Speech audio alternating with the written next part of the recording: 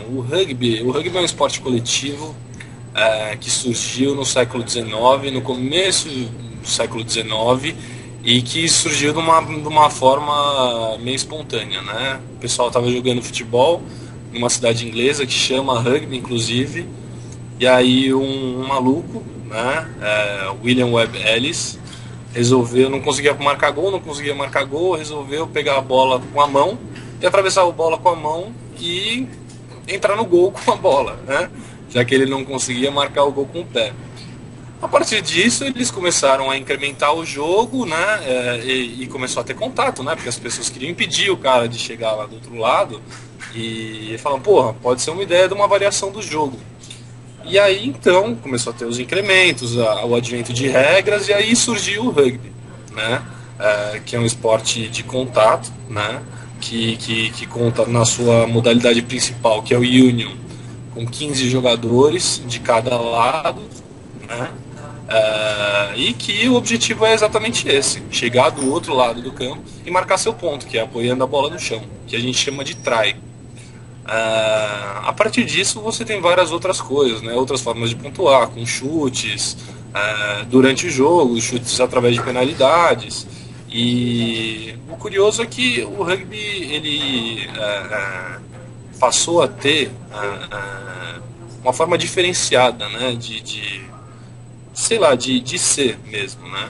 Ele passou a divergir a sua história do futebol. Então, como é um esporte de muito contato e surgido na Inglaterra, né, e que se manteve lá por muito tempo, o pessoal precisou colocar regras, né, impor algumas coisas, senão ia virar uma zona, e isso demandava organização. Então, essa organização dependia muito de alguém que controlasse, e esse alguém que controlasse é o juiz. Então o respeito ao juiz passou a ser uma coisa que é imprescindível no esporte. Então isso é uma coisa que seguiu, né, e que segue até hoje, e que você vê que foi inclusive pauta de um programa da Globo há algum tempo atrás, as diferenças entre o comando do jogo entre árbitros de futebol e árbitros de rugby, né? E aí também, né, o respeito ao adversário, o respeito aos companheiros de jogo, ao lugar onde você está, né? E aí você vai ouvir muito falar sobre, né, a filosofia do rugby, né? O que é ser um jogador de rugby e assim por diante. E existem outras formas e variações do jogo, né? A forma do Seven, né, que está muito na onda hoje, porque passou a ser a voltar a ser uma modalidade olímpica.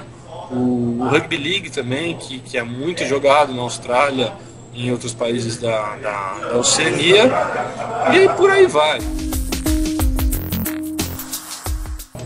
Depende, né? Depende muito, né? Tem quem acha que é um esporte de brutamontes, né? Que é sei lá, um boxe de galera, sei lá, né, uma briga organizada, mas na verdade não é nada disso, né? E essas pessoas que têm o preconceito é porque elas acabam não conhecendo muito.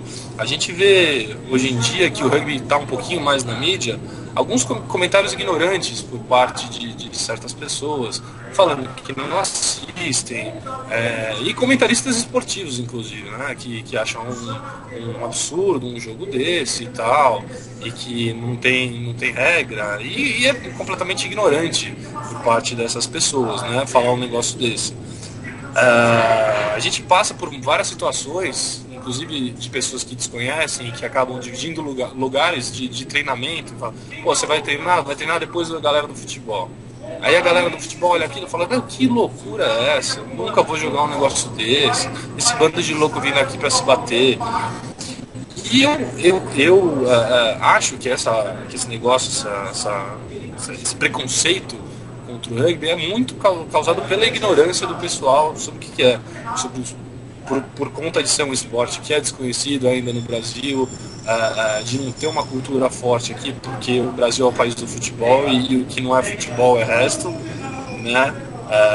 Porque até as pessoas que acabam indo para o esporte, acabam indo para o rugby, elas em algum momento não conheciam o esporte, né? E elas deram a chance para o esporte de se apresentar e mostrar para elas que é uma coisa legal, entendeu? Então para mim, o que causa o preconceito é a ignorância. Eu acho que principalmente é um problema cultural do brasileiro e que advém também de um problema histórico, né? Porque o rugby chegou no Brasil na mesma época que chegou em outros países sul-americanos. E você vê que hoje, mesmo o Brasil tendo evoluído nos últimos anos, o rugby em outros países como a Argentina, como o Uruguai, que é infinitamente menor que o Brasil, e como o Chile, ele é muito mais desenvolvido, né? Estruturalmente, né? Não falando que o Brasil não tenha potencial, muito longe disso. Mas o que aconteceu? No início, o rugby era jogado pelo pessoal que vinha trabalhar aqui, pelos ingleses que vinham trabalhar, sei lá, pelos europeus de outros países que vinham trabalhar aqui e conheciam o esporte.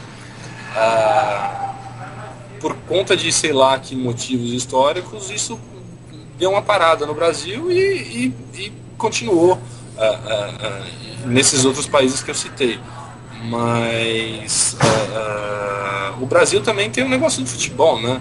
Então o espaço era sempre cedido para o futebol, e viramos o país do futebol por muito tempo, né? E eu acho que isso, historicamente, foi um baque muito grande na evolução do rugby nacional.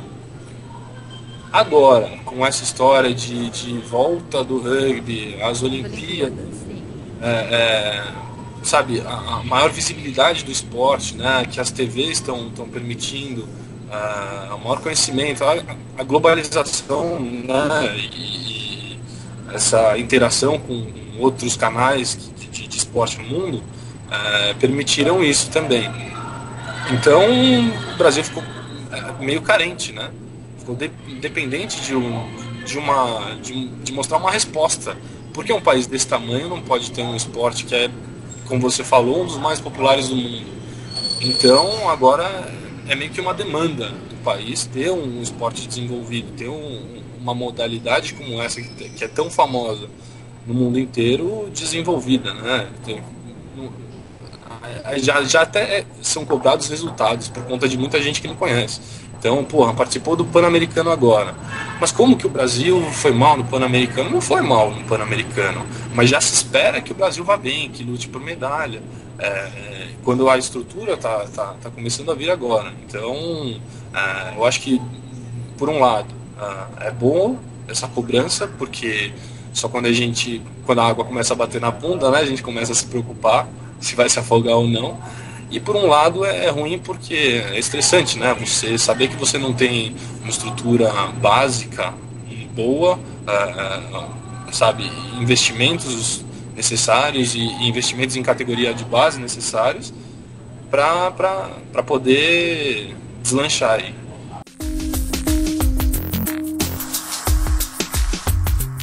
Com certeza, com certeza.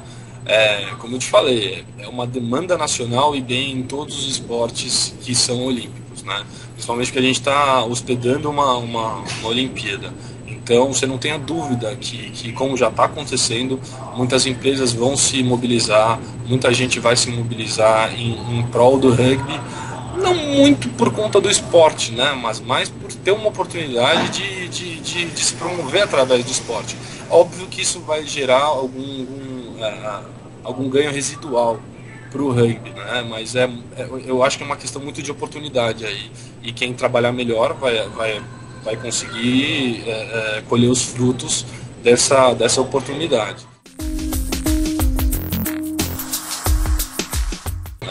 Não só o incentivo do governo, também como o incentivo da iniciativa privada e de clubes, né? Hoje em dia você vê aí o Vasco da Gama com escolinhas de rugby, né? Acho que foi o primeiro clube de futebol que tomou essa iniciativa. Muito atrás, outros clubes de futebol já tiveram rugby, mas isso por algum motivo não continuou. A gente vê o COB dando já uma parte do seu investimento para desenvolvimento voltado para o rugby, justamente por ser uma modalidade olímpica, né? Mais que seja a menor cota de investimento, o hobby já está dando dinheiro. Empresas como a Topper, que você já citou, o Bradesco, outros grandes aí, começando a abrir os olhos para o rugby. Então, uma somatória de fatores aí que vai fazer com certeza que o esporte cresça. Mas do governo, eu acredito que vai ser o subsídio do COB, né? E talvez alguma estruturação para clubes. Mas com certeza eles vão fazer, porém, voltando na mesma tecla, né? Para esperar algum resultado nas Olimpíadas. Pessoalmente, e assentando no esporte como eu estou há mais de 10 anos, a gente percebe muitos esforços vindo das pessoas que amam o esporte mesmo e que querem fazer acontecer, que querem ver o rugby do Brasil lá em cima, quem sabe numa Copa do Mundo de rugby, né? A gente vê muita gente se dedicando fisicamente no treino mesmo e até subsidiando, deixando parte do seu tempo, porque ninguém ganha dinheiro para fazer isso, para buscar incentivos, para buscar pessoas ou entidades que ajudem o rugby. Mas eu vejo um caminho muito longo ainda para o Brasil ser um dos grandes no esporte. A gente precisa criar estruturas e criar cultura, que é muito mais difícil, né? A gente tem que não pensar um dia ser um esporte como o futebol, mas trilhar um caminho como o vôlei trilhou, né? De passar de ser nada a ser um dos esportes mais praticados e o Brasil ser a maior potência mundial. Então não tem atalho aí, né? Tem que ter muito trabalho, muito investimento em categoria de base e muito investimento em estrutura para um dia jogar uma Copa do Mundo e um dia, quem sabe, poder chegar entre as principais potências. Mas o potencial existe, né? Falta trabalho.